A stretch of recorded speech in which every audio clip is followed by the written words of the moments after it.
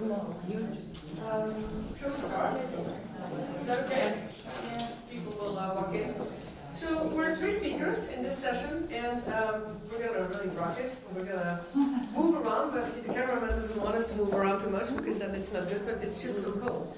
So I'm going to introduce you the first speaker, and then she will introduce us, so we kind of take turns. And the first speaker is my dear friend Eva, and I'm going to read.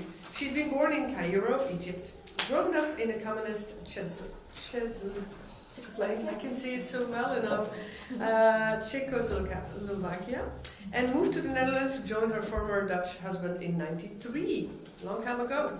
She is accredited law of attraction life coach and transformed her life after working for more than 20 years as an engineer in corporate. She's an international speaker and now working on her teaching memoir book, which she mentioned to me, which will be published in the summer of this year. So, welcome, applause for our Eva.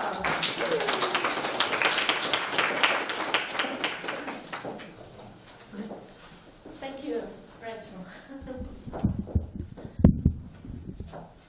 Thank you all for being here. Dear ladies and gentlemen, I'm going to talk about... Can you hear me, everybody? Yeah. About who we are. So, how many of you out there have the potential to do something great in your life?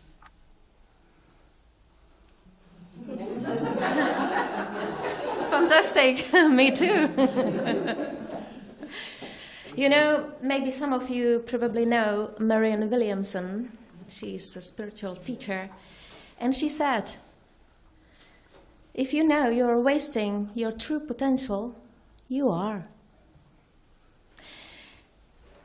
And to tell you a little bit about my own story and my own journey to transformation, I also did not know what my true potential is. I also was not acting as I truly was. My father wanted to be an engineer, so I became an engineer. But in my head, I really wanted to show something for people, to transform their lives. And at that time, and especially in the communism, I did not realize that I suffer with my own being, with myself. And usually in the society, we compete with on the marketplace to be a better sameness. Privately, when we suffer, we look outside of ourselves, of the cause and the cure. But actually, we have to start within ourselves. So what are the vital keys to transform yourself and to be who you are? What do you think? Yeah, tell me. Courage. Yeah, it's one of. And it's actually to learn who you are. And how can we learn who we are? I can say, yeah, it sounds easy, but it's not. Because the life is not easy at all. The life brings us a lot of challenges, as well our learning. And when I started to learn, I found out that my vision is clear. So the first of all, what I started is to put affirmations and gratefulness every day to my practice. I started to be grateful that I'm alive, that I can breathe, that I have beautiful children, that I am here. And I started to face all my challenges in my life, my 3 almost death experiences in my life. And I overcame them. The next one was that I started new habits. Very funny is that I started to take cold shower in the morning. How challenging is it? And I can tell you, because we are programmed, we have a programmed mind from our childhood, and our thoughts per day, there are approximately 50 till 75,000 thoughts per day. And to shift them, not fix, shift. Because fix, then you fix the problem. We have to shift. It's quite challenging. You can see it also usually in the beginning of the year. In the shops. We want to lose 5 pounds. So we go to the shop, we buy diet stuff and so on and so on. And then we start to procrastinate, take the chocolate and sweets and so on. And in February, March, are there any diets in the shops? No. Nothing. So you see, we go back to our own habits. So it's quite challenging to start a new habit. What's the next one? Next one was also for me very challenging to start to meditate and to ground myself, to breathe. When you do it with me, breathe in and out. All the time everybody was talking, Eva, how are you breathing?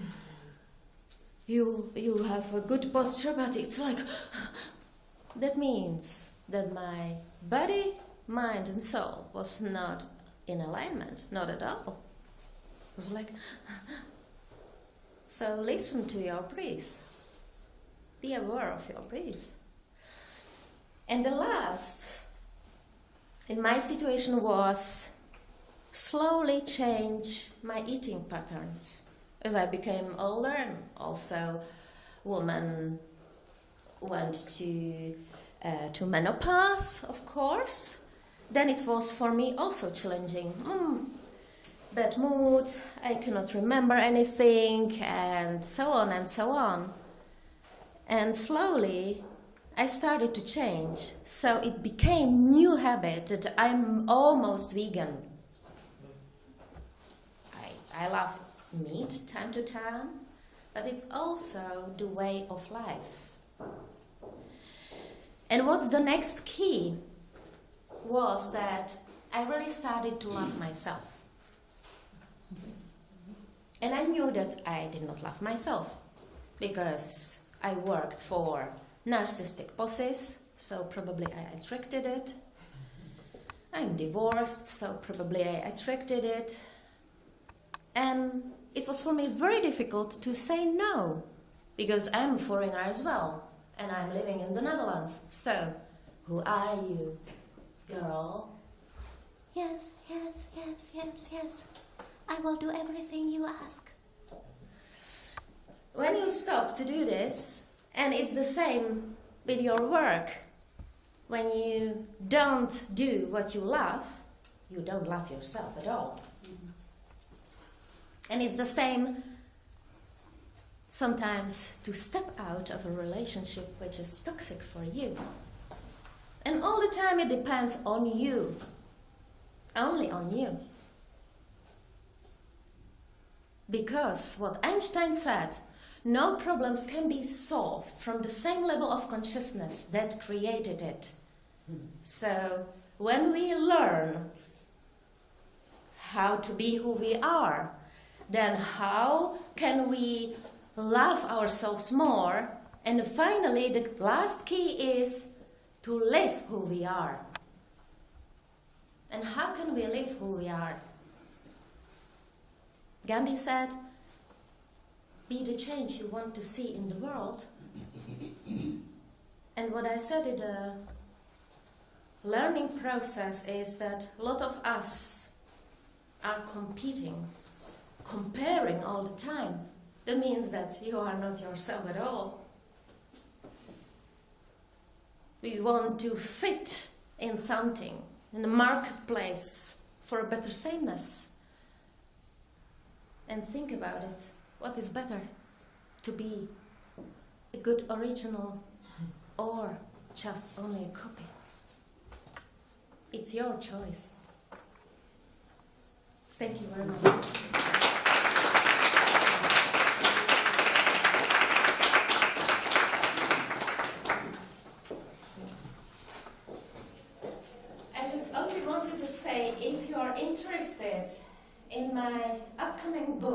teaching memoir about my journey of transformation, please sign here, and at the time I will send it to you.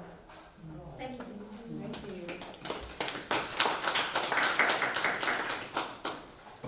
So now I would like to introduce our wonderful Rachel Smeets.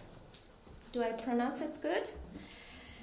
She is a double TEDx speaker in Delft and Amsterdam, as I remember. Almost. Yeah, okay. A best-selling author, and she's brought her best books, Awaken Your Confidence and Living Abroad Successfully. She moved to many different countries, speaks 6 languages, and she has a passion for cultural diversity, and that's what she will talk about today. Your or our unique differences.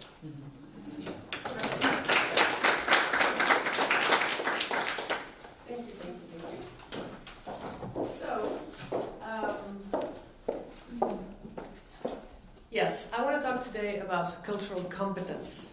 In other words, how can you make a difference with your difference? You know, when you arrived here today or when you landed in the Netherlands, does it also happen to you that you look at people, especially in these international gatherings, and then sometimes just by the look of their face or the way they dress, you know where they're from. You know, you see these beautiful dresses here, you know, above, and then you just know they're from India. And I just really love these cultural flavors, and it's like a mix, you know, like a nice little cocktail of different cultures and different colors. And I've been living abroad for many years, and I have experienced different cultures and, you know, met a lot of people all around the world and tasted new foods and exploring new things. And I really developed a passion for culture. But I have to admit, it's not always so joyful, and it can be very stressful and frustrating. I will never forget the very first time I was in India, and I was there for work. So I was the only Western person. And we had agreed on Monday morning, 8 a.m., to meet outside the hotel so that we were a team of 8 people, so we could all go to the company. So, punctual as I am, Western world, 10 before 8, I was standing in front of the hotel. Who was the only one standing there? 5 before 8, 8 o'clock, 5 past 8. Who was still the only one standing there? Me. By the time everyone was there and we left, it was 8:45. 8:45. I was boiling inside. I'm like 45 minutes late. How can it be? I could have slept 45 minutes longer. I could have had breakfast, you know, relaxedly, or I could go to the gym. 45. I could not believe it. But that was my very first lesson in, you know, the Indian culture. For them, you know, nothing was wrong. You know, everything was just perfectly fine. So what? Nobody even bothered. But okay, so there are a lot of stressful examples and frustrations, and I can tell a lot of examples. But I'm still very fascinated about different cultures, and in fact, it's the work that I do through teaching and training. I do help people to understand cultural flavors and nuances and help them enjoy their surroundings. And I help people to live abroad successfully. There's much more in this book, but it's one of the things, the culture. And so today, I want to talk about cultural competence. And before I do that, I want to touch upon one little word, which is stereotyping. I can't talk about cultures without even mentioning the stereotyping. And stereotyping is when, you know, we like to talk about a certain population and say, oh, all Americans are like that, or all Asians are like that, and we generalize things. Or let's just take one example. You know, we're here in the Netherlands, and let's be honest, when you go outside of Europe and you say, oh, you know the Netherlands, and then people, Netherlands? No, is that a country? And then you mention Amsterdam, and Amsterdam, that's a great country. You know, people are stoned all the time, and they're tall and blonde, blue eyes, and every family has at least a dozen of bikes. So, okay, how true is that? You know, and then I wonder, how much do you really know about those people? You know, we generalize, we stereotype, but what do you really know about the culture? And that's where cultural competence comes in. And that's what I want to, I want to share my magic formula to become culturally competent. Because really, when you know how to deal with other cultures, it can really enrich your life. You gain so much more experience, so much more knowledge. You can build relationships all over the world. And you can become less frustrated, less stressed, and more comfortable with other cultures. So how? That's what I want to share with you. How can you become more culturally competent? I've developed 3 steps, a 3-step formula, and it's an acronym, so it's really easy to remember. So what are they? We start with observe. The O of observe. Observe yourself and observe others. So be aware of what you normally do. Be aware of your own habits. And then look at others. But look objectively. Which means don't compare with what you normally do. And realize there's no right or wrong. It's just different. Maybe you eat with a knife and fork. Other people eat with the chopsticks. Or some people say, they drive on the wrong side of the road. How about the other side of the road? Or you may have a lovely dog as a pet and best friend. But for some people, it's a great dinner. So realize that what is common sense for you may not be common sense for someone else. So observe yourself and observe others objectively. And remember, there's no right or wrong at all. It's just different. So, observe. And then, the second, learn. Learning is the key to understand. Learn about why someone is doing something. Learn about the context of the difference, not just the difference itself. Let me give you an example. When you are, today having lunch, or when you're in an international conference or something, and people are talking to each other, and some people tend to stand very close to each other. And for some people it's very uncomfortable, and then they tend to step back a little bit. And if you learn that some countries are very densely populated, and for them it's very comfortable to have this little personal space. And for others, it's uncomfortable. And if you would really, it's quite funny actually, if you really stand up, from a distance and observe an international lunch or a cocktail or whatever, then you can see a little dance happening.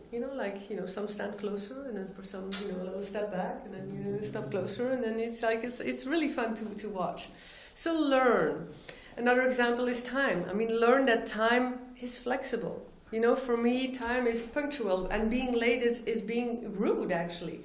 But for others, time is stretchable and flexible, and waiting is even showing a sign of respect. You know what they say, we have the clock, in Africa they have time. Learn a few basic, words in another language. Bonjour, que tal, how are you, goeiedag, comment ça va? Just a few words will help you to connect with other people so much better. I've interviewed so many people all around the world, and the top tip they all have is learn a little bit of the language. It really helps to connect and understand the culture.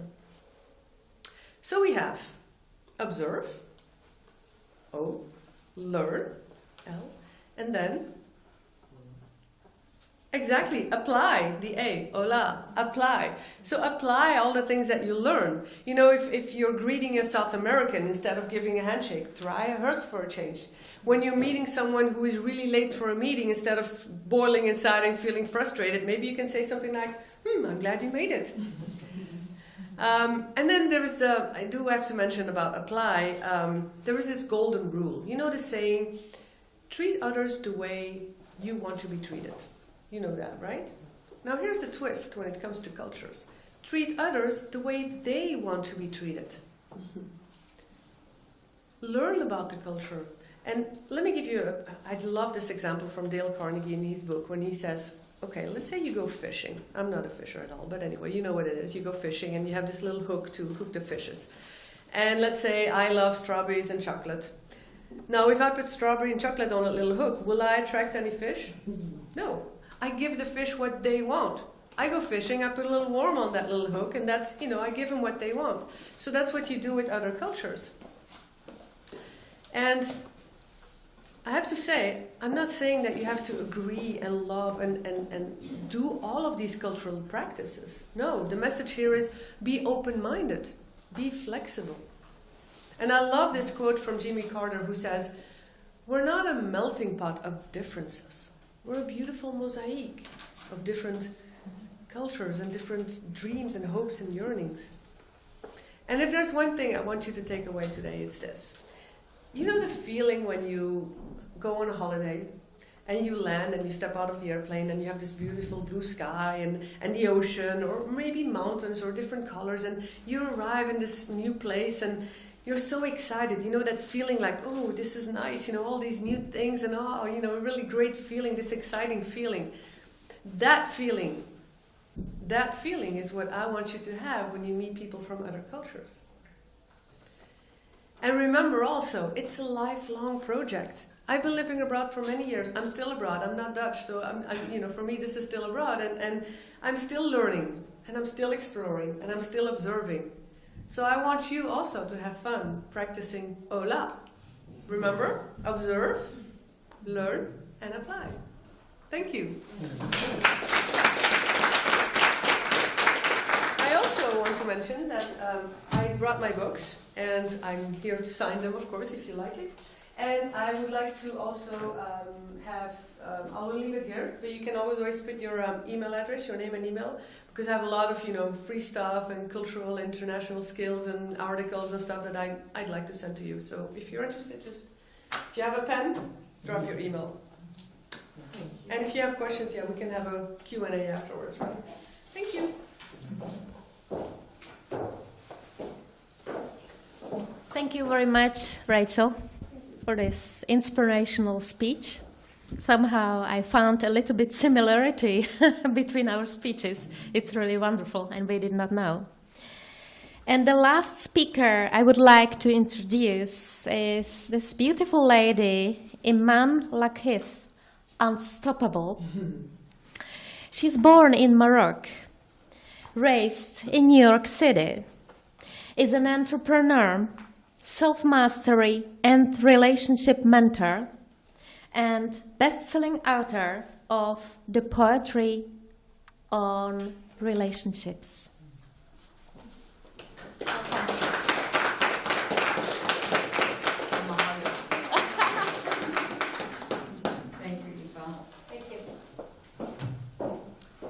Good afternoon or good morning, depending on which time zone you ladies are still in. I'm from New York City, so it's a little bit of a jet lag. I think it's 6 a.m. there, but I'm feeling great. Looking around the room, seeing some incredibly beautiful women inside and out. I can feel the vibes. I'm a very energetic person, so I vibe off of energy, and the energy in the room is pretty spectacular. So thank you so much, ladies, for being here with us today. As Eva mentioned, my name is Iman Lakif Unstoppable. That is officially my last name. So AKA Mrs. Unstoppable. And today we're speaking about thriving, being who you are. And it's a very deep and very connected topic for me because I've gone through so many phases in my life.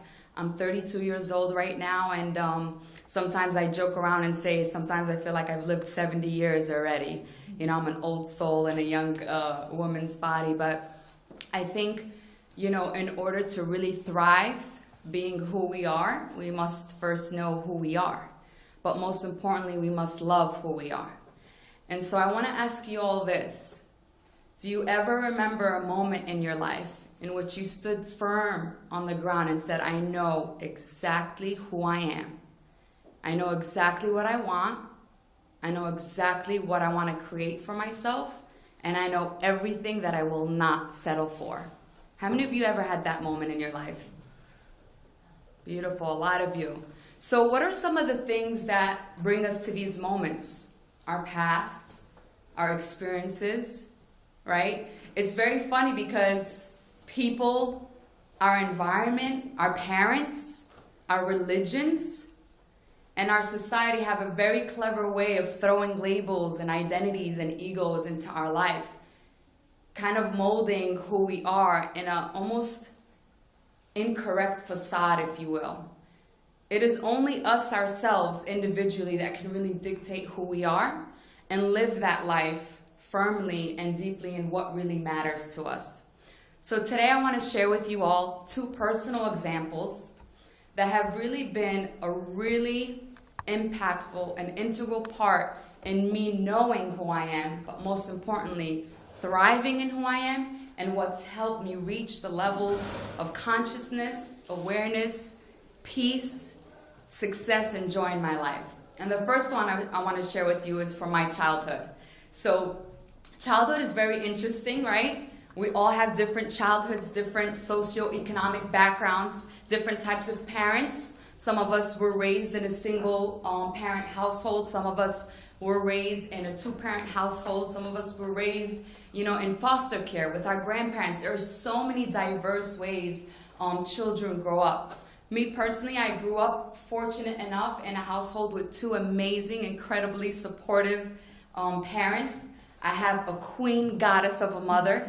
She has been the epitome of my independence, my strength, and my womanhood from childhood to now. She is incredible. She is Moroccan originally, but born in Nador. So she is the Reef, or the more known part, the Berber part of Morocco, before the Arabs even invaded that part of Africa. So she is the true Moroccan. My father, incredible as he is as well, is a very diverse man. He actually knows 7 languages, used to be a flight attendant, traveled all over the world, and that's how he met my mom, on a plane. And he is our #1 fan. He has 3 ladies in the house, my mom, myself, and my sister. Really incredible man, very sensitive, and had a huge impact in my childhood in being the woman I am today, because every single moment he found would tell my sister and I that every single day you should learn something new. If you don't learn something new every single day, you're going to live a numb life. And I took that very, I took it for face value. I took it very literal. And so I did my best growing up in school, and I grew up in a very unique situation as far as culturally, and I know Rachel talked a lot about that, and culture is a huge factor in really embracing who you are. I'm originally from Morocco. I was born in Casablanca, Morocco, but my parents moved to the States, New York City specifically, when I was 6 years old.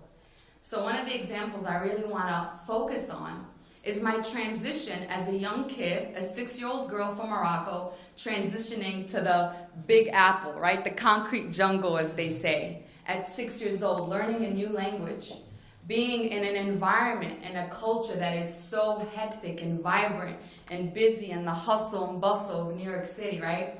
So I grew up having a lot of challenges, kind of identifying with who I am. Who was I? Was I just an Arab girl living in New York City? Was I a Muslim girl amidst so many different religions in New York? Was I Moroccan, a melting pot of the world, around me? So one of the things that I do appreciate about my childhood, and it really helped me identify and become the woman I am, is understanding that there isn't one definition to who you are. You can be from whatever ethnic background that you're from and can relate to other ethnicities. I'm Moroccan, but I identified with so many Latina girls growing up. I identified with a lot of black women black girls growing up. It was a very culturally diverse neighborhood where I lived. I had white friends, I had Asian friends, I had Hispanic friends, I had black friends. It was so amazing. It was such a blessing living in New York, because it wasn't so hard to be in the middle of someone that felt so different and looked so different. And while I did face some challenges of, being made fun of when people didn't know where Morocco was, they say, "Where are you from?" And I say, "Morocco." And they're like, "What? Where is that? Monaco? No, Morocco. It's in North Africa. Have you ever heard of it? Africa? You're African? You're not black. You're not African." And I used to joke around sometimes, because I would tell my black friends, "I'm more African than you, baby." So, you know, I went through those challenges where I had to fight some of the stereotypes that I got from the way I looked. A lot of people thought I was Hispanic by the way I looked. And I used to joke around when I was in high school and say, wow, if you're light-skinned, you're either Hispanic, right, or nothing else. It's so hard for people to really dive into other cultures. And so my childhood played such a big role, and I'm so grateful for having incredible parents that really helped me embrace who I was. Every Eid, every holiday, we celebrated it. My dad didn't let us go to school. He didn't care if it wasn't a holiday in New York City. It was in our home. And we would dress up, and we would wear our Moroccan kaftans and eat together. And, you know, our parents did that for my sister and I. I think it played such a huge role because it gave us that, you know, that fire inside of us that we were proud of who we were. And so that one was pretty incredible, just having that childhood like that. Another example I want to share with you is during my adult life. You know, something that really, I would say, if not the top, one of my top experiences in my life that has really distinguished of me being who I am and thriving and being who I am, and it was my first marriage. My first marriage was pretty unique.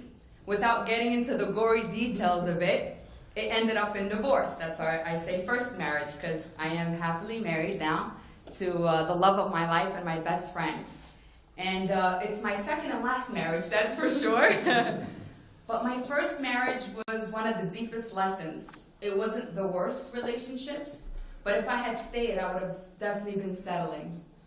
And I know growing up as a young woman, I knew something that I would never do in my life was settle. No matter who it was or what it was, I wasn't going to confine myself to other people's definitions of how I should live my life. I wasn't going to surround myself with anything that was less than extraordinary or positive or empowering. I'm a firm believer that if someone in your life is not adding value to you, you have to ask yourself, why are they there? And so my first marriage was a unique list of lessons of identifying who I was as a woman, which is very interesting to talk about here today with all of you incredible women. And I think some of us women that have a fire inside of us, we have this magic, we have this light that is crying to shine out, that is just ready to beam out of us. Sometimes we are faced with people who want nothing but to dim it down. And so what you have to ask yourself is, what is it worth for you to shine your light? What will you let stop you? And what are you willing to say no to? And so I was brave enough, and it took a lot out of me because I'm a very passionate and loyal person. And so when I got married, I thought he was my dream man, and so it was not going to end up any other way but forever. And so it was a very bold and courageous time for me to know and understand, and most importantly, embrace that separating from this situation and relationship was not failure, but a celebration. And so I said to myself, congrats on the divorce. And I want to share with you all that those two experiences have been so monumental in understanding who I am as a woman. And some of the things I want to leave you all with today is ask yourself questions. Self-reflect as a woman.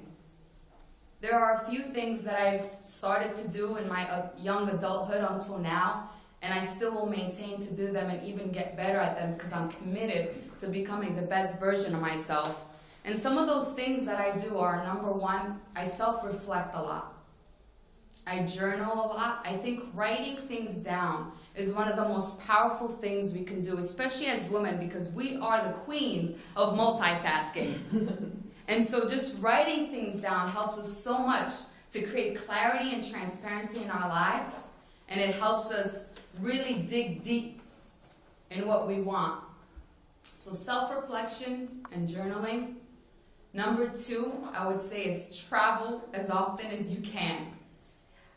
After college, I actually became a flight attendant. My father inspired that because he did that in Morocco when we were young. And I wanted nothing to do but travel after college. I was a biology pre-dental major. I had 4 years of science university. I was sick of school. I wanted to take a break and travel the world. I was initially going to take 6 months off before I decided if I was going to go to grad school or dental school. I wasn't sure what I wanted to do just yet because I was tired of school. It overwhelmed me, to be honest. And so I did great, and I'm fortunate enough, but I wanted to travel. I wanted to take a break. And my father was actually the one that suggested, why don't you become a flight attendant and travel the world? You know, it helped me see the world. And at first I was a little hesitant, like, I don't know if I want to live that life. And I actually took the chance, and it was one of the best decisions I've ever made in my life.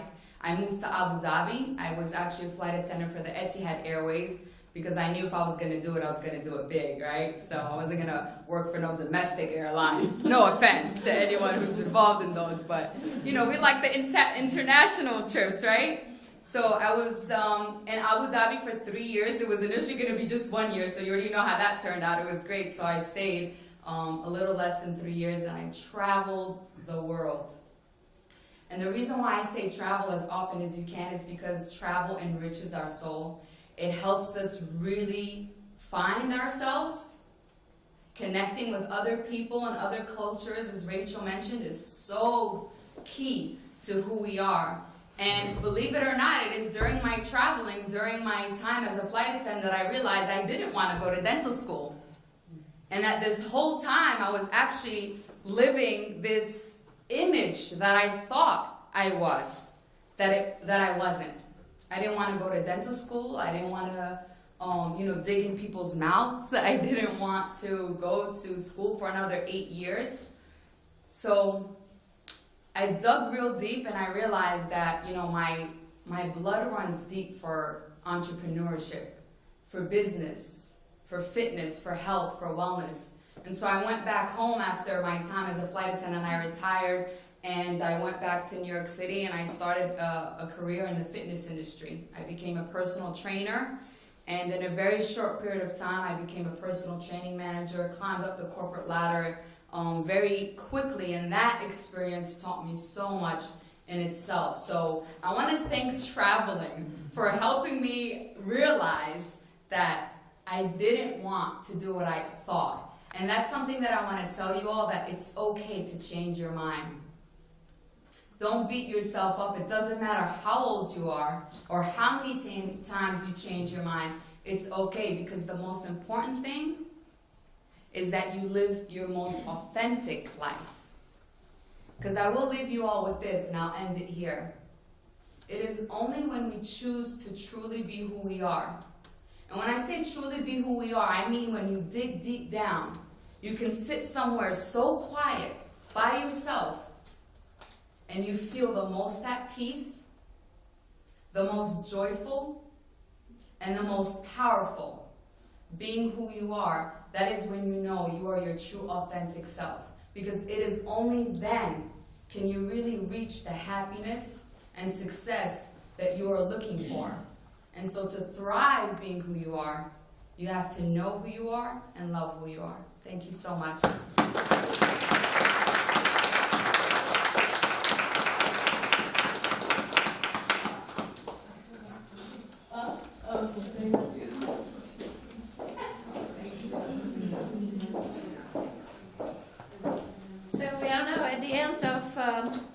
All the speeches, because one lady from the US, she fortunately couldn't make it.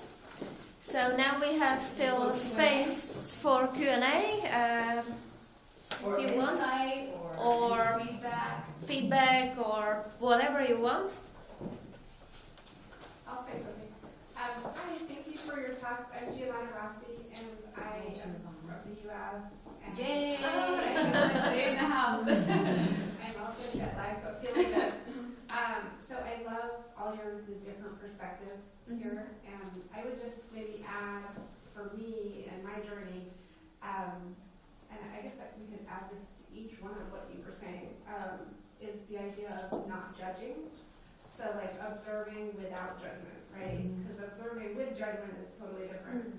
And loving yourself without judgment. And so just that idea of like judging yourself and others is so challenging, and it's a constant.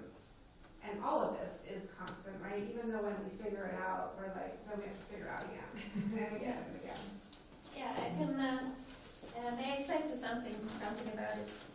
I can give you a nice example about the self-love, if you give me the permission. Of course, yeah.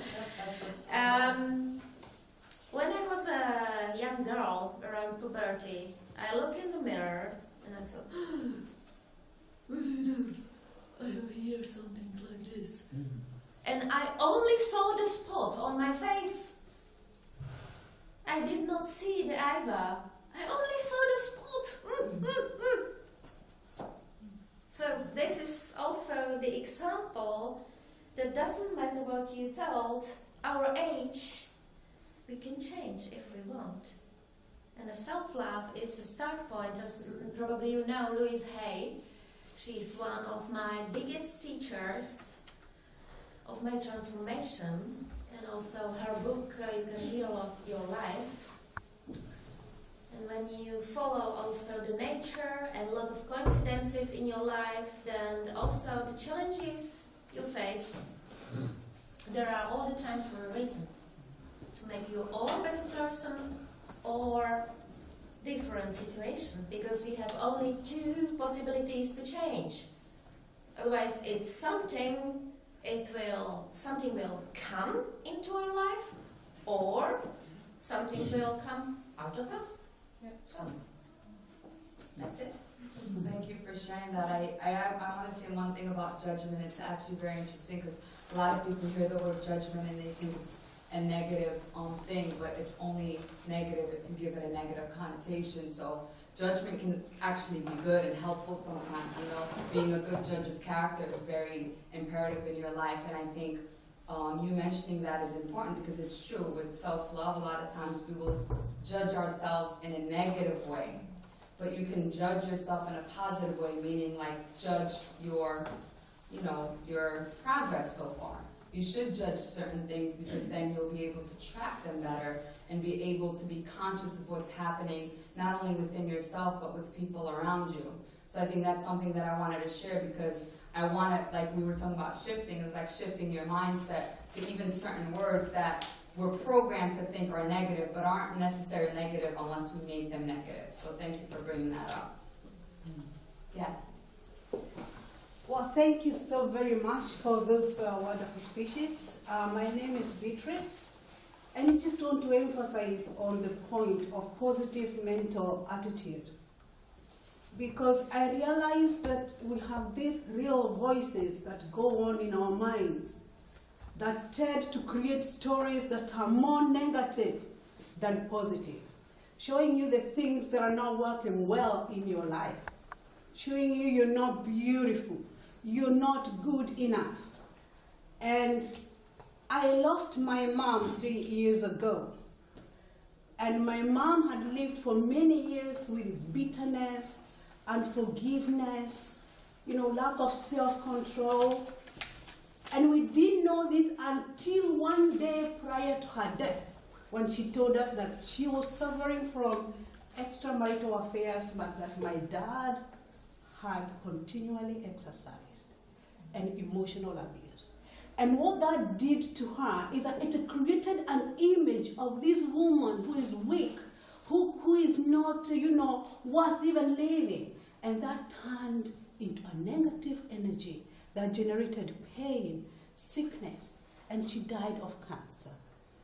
And so I have come to a point where I've realized that as women, we have to be very careful the kind of voices we are really following in ourselves. Let's be positive.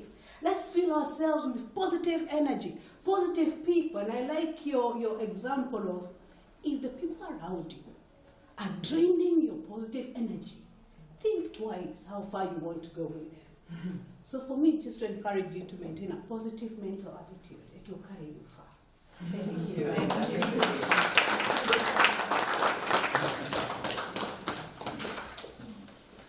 Thank you all. I think that's it, right? Did anyone else? You can Yeah. find us the rest of the day anyway. Yeah. So, And I look forward to hearing you all throughout the next 2 days. I can't wait. Yeah. Thank you. Thank you.